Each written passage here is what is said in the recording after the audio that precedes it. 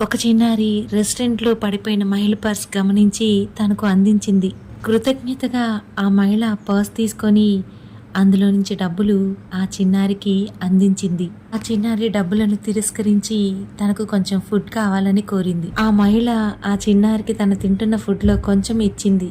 అప్పుడు ఆ చిన్నారి ఏం చేసిందో తెలుసా? ఆ ఫుడ్ను తను తినకుండా ఆ పక్కనే కూర్చున్న ఒక చిన్న పాపకి, ఆకలిగా ఉన్న ఆ పాపకి ఆ ఫుడ్ని అందించింది. అంతా గమనిస్తున్న ఆ మహిళ ఎంతో ఆనందంగా తన మిగిలిన ఫుడ్ని కూడా ఆ చిన్నారులకు అందించింది. అంతేకాకుండా తన దగ్గర ఉన్న డబ్బులను కూడా వాళ్ళకి ఇచ్చింది. ఈ కథనం మనకు ఒక గొప్ప సందేశాన్ని అందిస్తుంది. అదేమిటంటారా? మనకు సహాయం చేసే గొప్ప గుణం ఉండాలి.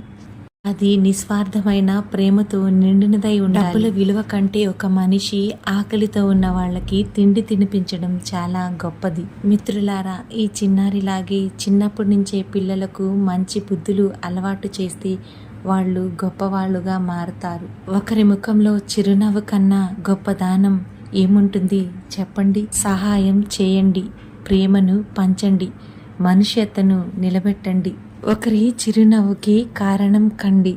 ఇలాంటి మనసుకు హత్తుకునే మరిన్ని వీడియోల కోసం మౌనిషా క్రియేషన్స్ను like, share, comment and subscribe చేయండి. మీరు కూడా ఇలా ఎవరికైనా హెల్ప్ చేస్తే కామెంట్ చేయండి. బాయ్.